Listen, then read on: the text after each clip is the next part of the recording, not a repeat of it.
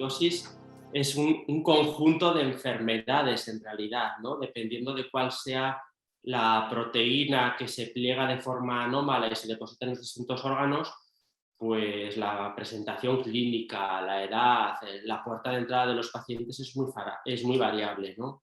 Si nos centramos en la amiloidosis de cadenas ligeras, que es a día de hoy sigue siendo la más frecuente dentro de lo raro que es esta enfermedad, el cuadro clínico es poco específico en realidad, ¿no? Puede haber manifestaciones relacionadas con insuficiencia cardíaca de mayor o menor intensidad, puede haber, al perderse proteínas por la orina cuando hay afectación renal, puede haber edemas en extremidades inferiores o a veces edema generalizado, y los pacientes suelen referir una alteración del estado general, cansancio, no pueden llevar a cabo sus rutinas diarias, ¿no?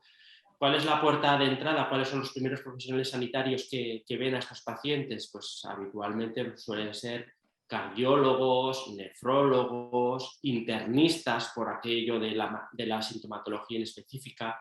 A veces son pacientes que seguimos en las consultas de hematología porque ya conocemos que tienen una gammapatía monoclonal, una proteína circulante monoclonal y les vamos siguiendo en el tiempo, pero esta puerta de entrada es muy variable, ¿no? Lo que es cierto es que algunos estudios dicen que los pacientes han peregrinado por 5 o 6 médicos de distintas especialidades antes de llegar a un diagnóstico.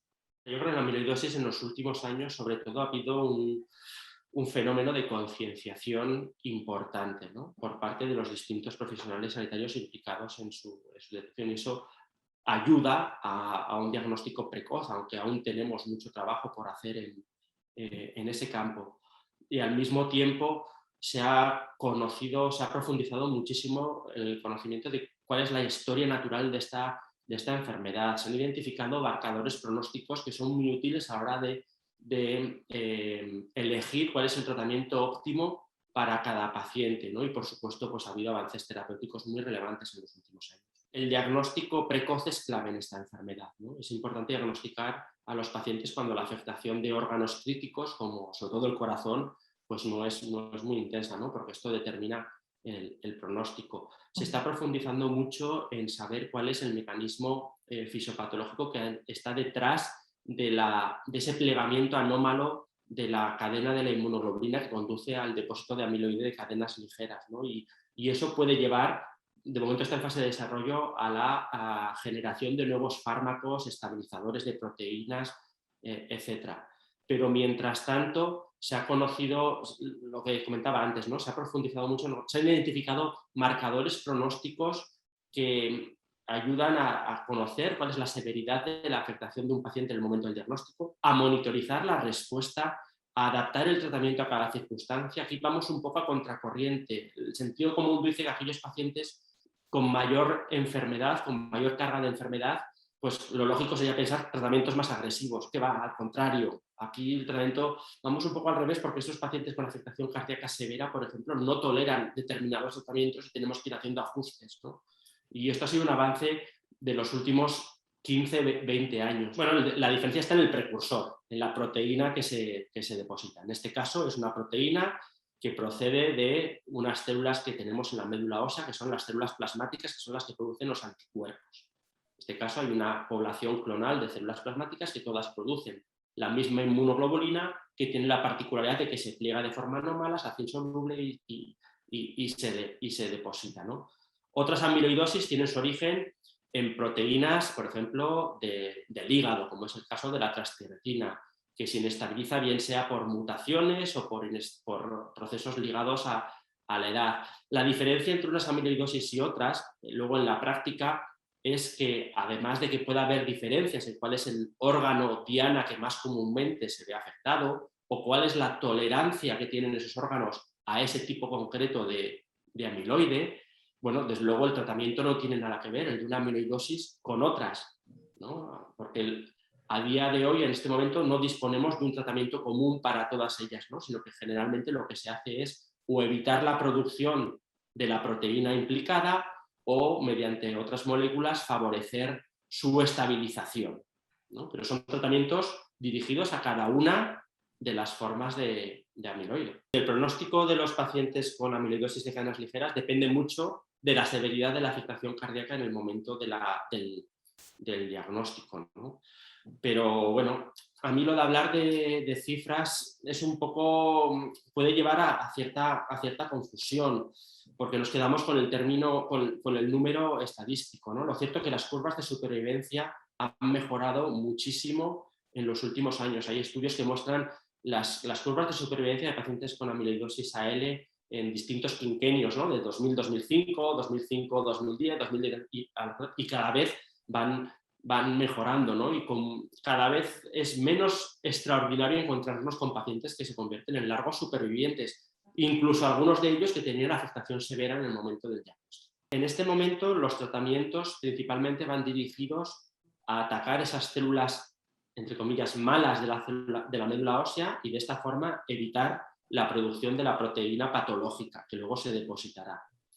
Y si eso se consigue, los órganos afectados tienen una capacidad, una plasticidad, una capacidad de recuperación muy importante. En los últimos años disponemos de fármacos que son cada vez más eficaces para atacar esas células, que las eliminan de una forma más efectiva y sobre todo más rápida, ¿no? Estamos hablando de una enfermedad en la que el tiempo es muy importante, el factor tiempo, y conseguir eliminar el precursor de la circulación en el menor tiempo posible pues es vital, ¿no? Y disponemos ahora de nuevos fármacos, anticuerpos monoclonales específicos que están cambiando verdaderamente la historia de esta enfermedad.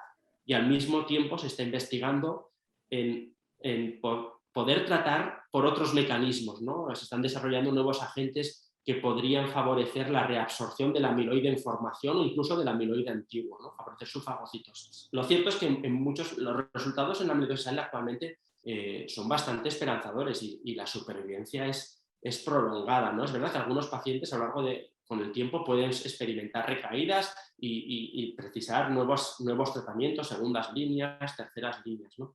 Pero la verdad es que los resultados que estamos viendo en los últimos años son verdaderamente muy positivos. Es una enfermedad que afecta principalmente a personas, tanto de sexo varón como mujeres, a partir sobre todo de los 50 años, 50, 60 sería el pico de incidencia, aunque nos encontramos pacientes más jóvenes y también pacientes mayores, ¿no? Pero no hay un perfil, no hay otros factores de riesgo que puedan ayudar a la identificación de pacientes, ¿no? Quizás únicamente algunos de los pacientes que seguimos en nuestras consultas por gammatopatías monoclonales, ¿no? Que vendría a ser como la antesala de esta enfermedad o de otras y que se pueden transformar a lo largo del tiempo y que tenemos que estar atentos a posibles señales de alarma cuando les seguimos cada 4 o cada 6 meses en la consulta de hematología.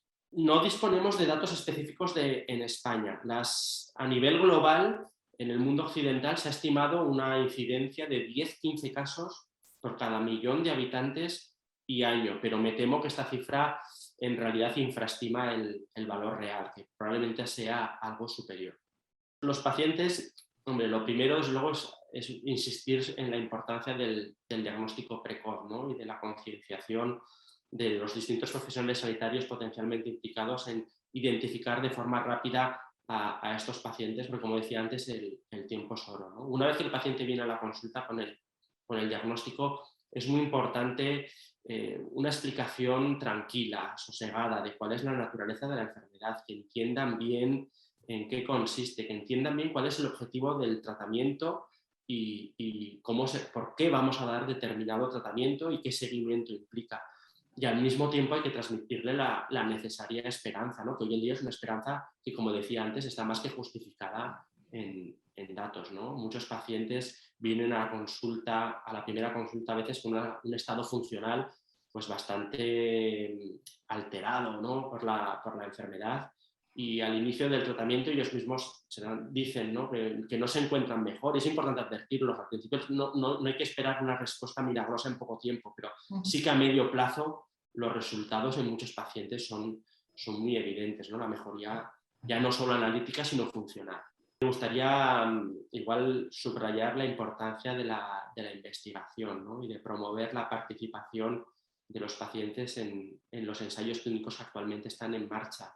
Primero porque generalmente el diseño de estos ensayos les permite acceder fármacos que ya están en una fase de desarrollo bastante avanzada, ¿no? Y que eso se añade al mejor tratamiento actualmente disponible, que a veces no está fácilmente accesible en todos los medios, ¿no?